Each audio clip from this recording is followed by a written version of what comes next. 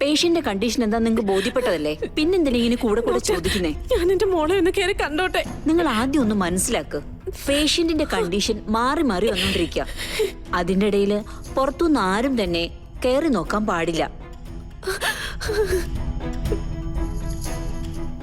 ഗാതുമോളുടെ അമ്മ തന്നെയാ, സുഖമില്ലാത്ത ആളാ. ഹാർട്ട് ഓപ്പറേഷൻ ഒക്കെ കഴിഞ്ഞ് വിശ്രമിക്കുന്ന അവസ്ഥയിലാ. എന്തൊക്കെയാ നിങ്ങൾ ഈ പറയുന്നേ? എല്ലാം കൂടി അറിഞ്ഞിട്ട് പിടിച്ചു നിൽക്കാൻ കഴിയാത്തോണ്ട ഞാനൊന്ന് കയറി കണ്ടോട്ടെ. അതിന് കാലൊന്നും പിടിക്കണ്ട. പക്ഷെ ഒരു കാര്യം ഞാൻ പറഞ്ഞേക്കാം, ഞാനായിട്ട് പെർമിഷൻ തരുന്നത് വരെ എന്നോട് ഇനി ആരും ഒന്നും ആവശ്യപ്പെടരുത്. ശരി, കയറി കണ്ടോളൂ. ഇവര് ശരിക്കും ആരാന്നാ പറഞ്ഞേ? കുഞ്ഞുനാള് മുതല് ഗാഥയെ വളർത്തിയത് തങ്കമാണ് ശരിക്കും അമ്മ സ്ഥാനത്ത്. Okay okay.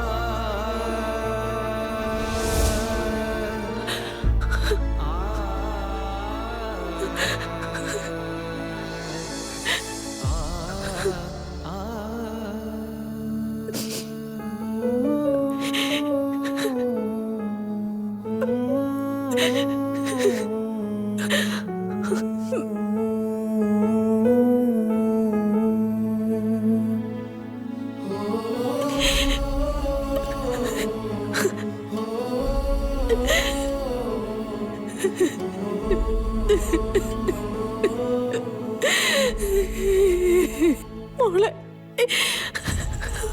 ഒന്ന് കണ്ണ് തുറക്കും മോളെ.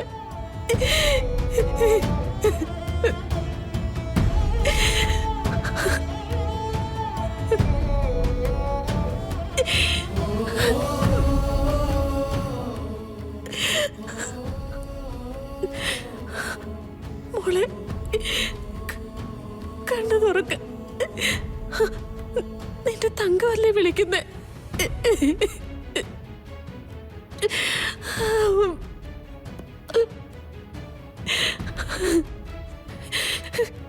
കണ്ണ് തുറക്കടി മോളെ.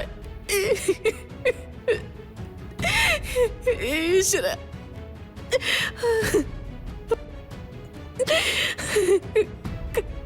കണ്ണ് തുറക്ക് മോളെ.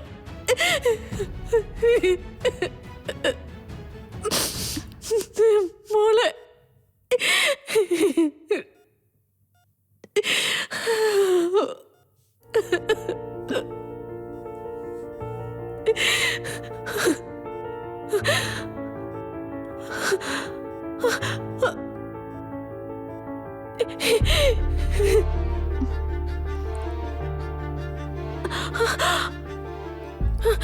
എന്റെ മോളെ കണ്ണു തുറക്കും മോളെ.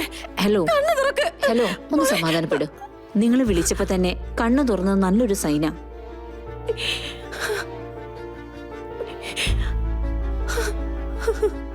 മോളെ ഈശ്വര എന്നെ നാഗദൈവങ്ങളെ.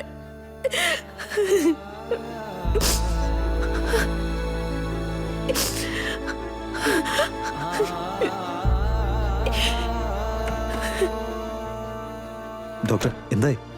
അമ്മ മകൾ ബന്ധത്തിന്റെ മനോഹരമായ ഒരു നിമിഷമാണ് ഐസിയുനകത്ത് കണ്ടത്.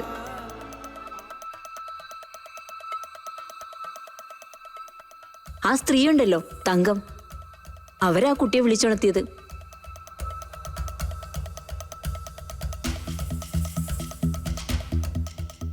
ഞാൻ നിങ്ങളോട് പറഞ്ഞില്ലെന്നേ ഉള്ളൂ, ഇപ്പോഴത്തെ അവസ്ഥയിൽ ഗാഥ അപകടനില തരണം ചെയ്യണമായിരുന്നെങ്കിൽ അത്യാവശ്യം റെസ്പോണ്ട് ചെയ്ത് കണ്ണു തുറക്കണമായിരുന്നു. അത് സാധിക്കാത്തതുകൊണ്ട് അതിന്റെ ഒരു ടെൻഷനിലായിരുന്നു ഞാൻ ഇതുവരെ. ഇനിയിപ്പോ പേടിക്കേണ്ട കാര്യമൊന്നുമില്ല. She will be all right. ഈശ്വര നന്ദിയുണ്ട്. ഒരു കാര്യം സത്യമാണ്, വില കൂടിയ മരുന്നുകൾക്കെല്ലാം ഒരുപാട് അപ്പുറത്താണ് വില മതിക്കാനാകാത്ത ചില ബന്ധങ്ങൾ.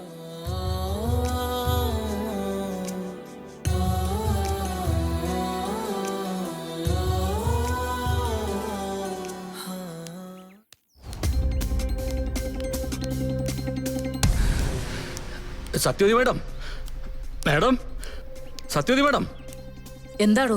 എന്താ എന്താ മൂർത്തി? ഞാൻ കുറച്ച് ലേറ്റ് ആയിട്ടാ കാര്യങ്ങളൊക്കെ അറിഞ്ഞത്. ആ കൃഷ്ണയ്ക്ക് ഒരു ആക്സിഡന്റ് പറ്റി. എവിടെ വെച്ച്? സിറ്റിയിൽ വെച്ചാണെന്ന് അറിഞ്ഞത്. കുറച്ച് ക്രിട്ടിക്കലാ, തട്ടിപ്പോവാൻ സാധ്യതയുണ്ടെന്നാ അറിഞ്ഞത്. ആ പുഴയോരം വീട് കത്തിച്ച് ചാമ്പലാക്കാൻ വന്നവളാ. ചാകുന്നെങ്കിൽ അങ്ങ് ചത്തു പോട്ടടോ.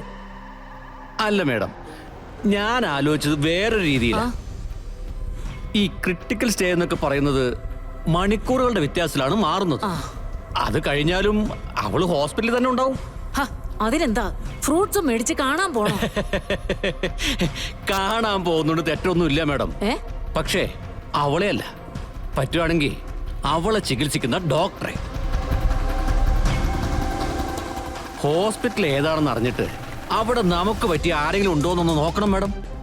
ചിലപ്പോ ഈ ആക്സിഡന്റോടെ അനിയന്റെ മോളെ ഒരു വെള്ളത്തുണിയിൽ കെട്ടി പൊതിയാമെങ്കിൽ നമുക്ക് വലിയ റിസ്ക് ഇല്ലല്ലോ.